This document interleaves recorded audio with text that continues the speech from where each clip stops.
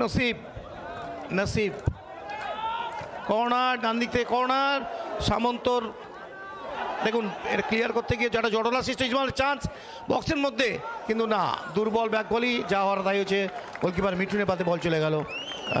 Goalkeeper Mithun কভারিংয়ের সময় খুব diagonal কভারিংটা ভালো করছে, এবং আক্রমণে আসার সময় যে আক্রমণ দুটো সেন্টার কিন্তু টালিগঞ্জ করেছিল সেটা প্রভাকরের কাছ থেকে হয়েছিল বলতে বলতে আক্রমণ ইসমলের, এবং গোল বলটা শট মেরেছিল ডিফ্লেক্ট হয়ে। আপনারা দেখতে পাচ্ছেন যে বলটা 66 নম্বর জার্সি অর্থাৎ শ্যামল বোসরা যে শট কিন্তু মেরেছিল, গায়ে লেগে ঢুকে গেল।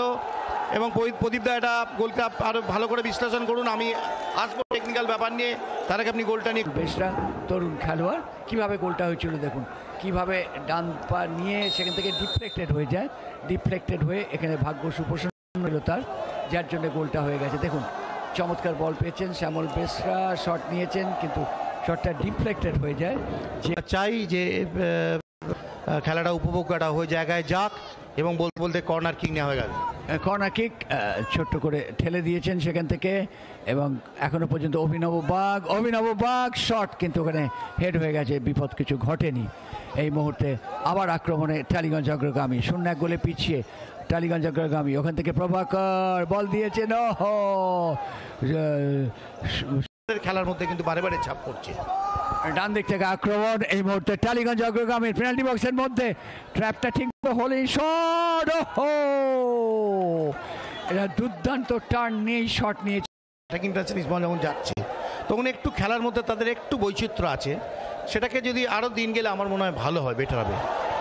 আবার ইস্ট বেঙ্গলের আক্রমণ, গোল হতে পারে, গোল হবে, এবং বলতে বলতে বল চলে গেল বাইরে। সুবর্ণ সুযোগ পেয়েছিল ইস্ট বেঙ্গল, এটা গোল হওয়া উচিত ছিল 100%। ও এত প্লেসমেন্টের দিকে গেল কেন? গোলের নন কিকিং কত তাড়াতাড়ি, সেই জায়গাটা একটু লক্ষ্য রাখতে হবে। আক্রমণ করছে বলতে বলতে ইস্ট বেঙ্গল আবার আক্রমণ করছে। ইস্ট বেঙ্গলের আক্রমণ, কিন্তু এক্ষেত্রে গোলরক্ষক, এটা কিন্তু গোলরক্ষকের গোল পেয়ে গেল। এটা কিন্তু চিত্রটা ভালো হলো না গোলরক্ষকের কাছ থেকে, কিন্তু গোল পেয়ে গেল ইস্ট বেঙ্গল, কোনো সন্দেহ নেই, যে কারণে ইস্ট বেঙ্গল 2-0 এগিয়ে গেল। এবং এই মুহূর্তে ইস্ট বেঙ্গলের হুইপকে, যার ফলে এই শটটা কিন্তু ধরা উচিত ছিল। নিয়ে একটা শট মারে, বলের কিন্তু গতি সেবে ছিল না, দেখুন গ্লাভসের মধ্যে থেকে ফসকে যায়। গোলকিপারদের এই ধরনের গোল কিন্তু খাওয়া উচিত নয় এই মানের যে ফুটবল চলছে তাতে, কারণ মিঠুন একটা আই লিগ খেলেছে, মিঠুনের মতো অভিজ্ঞ গোলকিপার আমি জানি কাকপূর্ণ, এবং আমন সিংকে কিন্তু ইস্টবেঙ্গলের অন্যতম সেরা রিক্রুট, যে আগামী দিনের জন্য ভবিষ্যতের জন্য কিন্তু খুব ভালো হবে বলেই মনে হয়।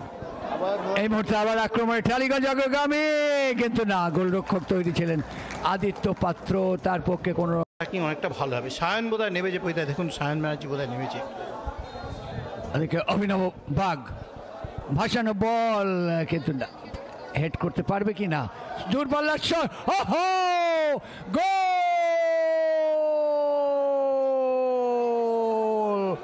দুর্দান্ত গোল করলেন ওখানে সঞ্জয় শর্মা, ম্যাচ কিন্তু জমিয়ে দিলেন। দূরপাল্লার শটে যেরকম নিয়ন্ত্রণ ছিল শুরুতে, এই ধরনের দেখুন আপনার গোলটা দেখুন, এই যে ড্রপের সাথে এই যে অ্যাডজাস্ট করে সেকেন্ড পোস্টের ব্যানার্জি, এই সায়নের ওপর চোখ থাকবে, সায়নের গতি আছে, খেলা আছে খুব ভালো। এই মুহূর্তে বল পেয়ে গিয়েছিলেন কিন্তু রজত বালা, সেখান থেকে ইস্ট বেঙ্গল পাল্টা আক্রমণে, দেখা যাক এই মুহূর্তে জেসিনটিকে কি করেন। জেসিনটিকে গোল হতে পারে, চমৎকার বল দিয়ে দিয়েছে হাতিয়ার। বলতে বলতে শুরু, একটা সেন্টার হেড করেছিল কিন্তু না, মিঠুন খুব ভালো বাঁচিয়ে দিয়েছে, হেডটাও ভালো করেছিল, সেন্টারটা ভালো, অর্থাৎ ইস্টবেঙ্গল গোল খাওয়া হেড হয়ে গেছে।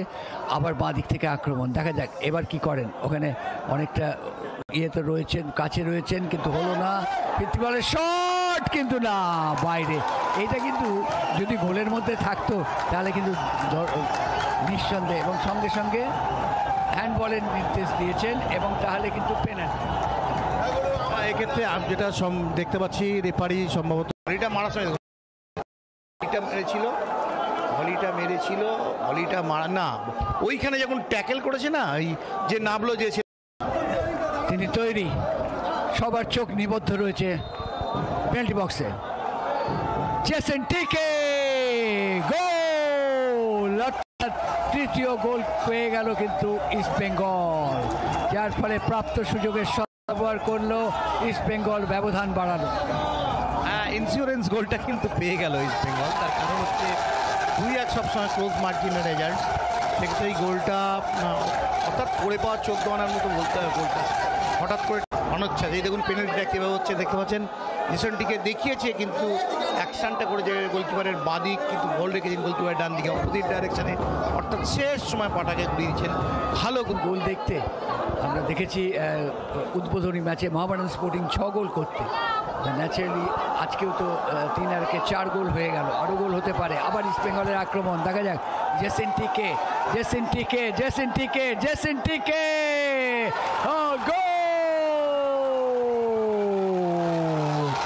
হ্যাট্রিকের দোরগোড়ায় দাঁড়িয়ে গেলেন জেসেন টিকে, কেরালা থেকে আগত এই খেলোয়াড়টি কিন্তু আজকে ইস্ট বেঙ্গল সমর্থকদের মন জয় করে নিলেন, কোনো সন্দেহ নেই। জেসেন টিকের গোলে আপাতত 4-1 গোলে এগিয়ে গেল ইস্ট বেঙ্গল। দেখুন ফাঁকা জায়গায় ফুল পড়ে গেছে,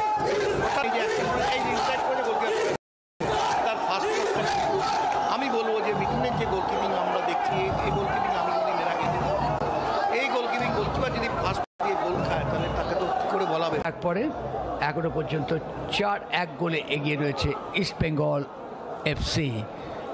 তন্ময় ঠেলে দিয়েছেন, চলতি বলে শট হবে, দূরপাল্লার শট, ওহো, এক্ষেত্রে কিন্তু বল বাঁচিয়ে দিয়েছেন মিঠুন সামন্ত।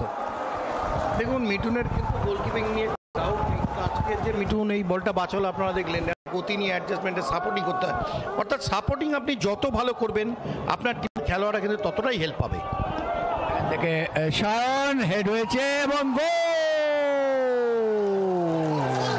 আবার গোল ইস্ট বেঙ্গল, যার ফলে এই মুহূর্তে এগিয়ে গেল তারা সুব্রত মুর্মু, মাঠে নেমেই যেন মাঠে এবং জয় করলেন, যার ফলে সুব্রত মুর্মুর গোলে এগিয়ে গেল ইস্ট বেঙ্গল 5-1 গোলে।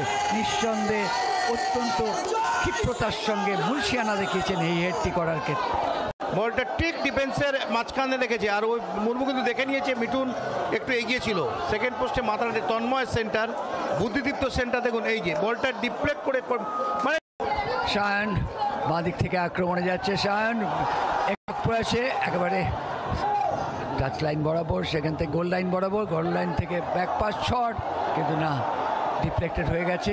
তারই মধ্যে আক্রমণ জারি রেখেছে ইস্ট বেঙ্গল, সব খেলোয়াড়রাই প্রায় উঠে এসেছেন, শট, কিন্তু এক্ষেত্রে বল ধরে নিয়েছেন কিন্তু গোলরক্ষক মিঠুন সামন্ত। উত্তর চাপ বাড়ছে বা খেলা যত শেষের দিকে যাবে, 8 ডজন গোল হয় কিনা, 5 গোল হয়েছে, 6ষ্ঠ গোল হওয়ার পথে, বলতে বলতে গোল, ইস্ট বেঙ্গল 6ষ্ঠ গোল করে ফেললো এই মুহূর্তে, যার ফলে আমরা দেখতে পাচ্ছি ইস্ট বেঙ্গল এই মুহূর্তে 6-1 গোলে এগিয়ে। 53 নম্বর খেলোয়াড়, অর্থাৎ যে জায়গাটা বলছিলাম অনেক বেশি ওপেন স্পেস তৈরি হচ্ছে, কত তাড়াতাড়ি খেলা শেষ হবে, 6 গোল হয়ে গেল। দেখুন মাউন্ট স্পোর্টিং যেমন 6 গোলে জিতেছিল। ইস্ট বেঙ্গল ডান দিক থেকে আক্রমণে যাচ্ছে, সপ্তম গোলের সন্ধানে, সপ্তম গোল কি হবে ইস্ট বেঙ্গলের, দেখা যাক, পেনাল্টি বক্সের মধ্যে গোল হতে পারে এবং গোল, বলছিলাম গোল হতে পারে, সায়ন ব্যানার্জির গোলে এগিয়ে গেল এই নিয়ে 7-1 গোলে। সায়ন ব্যানার্জি গোল করলেন, যার ফলে যেন 16 করা পূর্ণ হলো। সমর্থকরা কতটা খুশি দেখো, আসলে সায়ন অত্যন্ত গুরুত্বপূর্ণ খেলোয়াড়, তিনি গোল পেয়েছেন, বিনো জর্জ খুশি হয়েছে। দেখুন ওই যে ডান দিক থেকে আউটসাইড করে চমৎকারভাবে বলটা নিয়ে গিয়ে এবং যে জায়গায় মাইনাসটা রেখেছে, অর্থাৎ মিঠুন হাত দিয়েও বলটা তার নাগাল পায়নি, যার ফলে যা হওয়ার তাই হয়েছে। গোলটা কিন্তু চমৎকারভাবে কিন্তু প্লেসমেন্ট করেছে সায়ন, অনেকক্ষণ ছোটাছুটি করছিল, নামার পর থেকে একটা গোল পাচ্ছিল না, গোল পাওয়ার পরে অতি উৎসাহী হয়ে গেছে সায়ন। স্টেডিয়াম ব্যারাকপুরে আজকের প্রথম ম্যাচ কিন্তু জিতে গেল ইস্ট বেঙ্গল, কারণ ওই দীপু রায় জানিয়ে দিলেন খেলা শেষ। 7-1 গোলে প্রথম ম্যাচ তারা জিতলো, জয় শুরু করলো একটা বড় ব্যবধানের জয় দিয়ে। ইস্ট বেঙ্গলের সমর্থকরা কতটা খুশি তাদের শরীরী ভাষাই বলে দিচ্ছে। বিনো জর্জ তিনিও খুশি হবেন 7 গোলে জিতে। Extra time.